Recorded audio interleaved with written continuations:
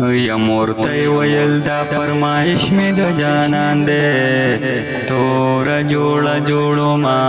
اختر روان دے مورتی ویل دا فرمایش می د جانان دے تور جوړ جوړو ما اختر روان دے و تور جوړ جوړو ما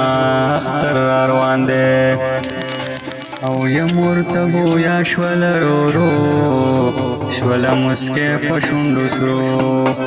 او مرتبو یا شول رو رو شول مسکے پشنڈو سرو یو منت کیا او بل پپوزا می پیزوان دے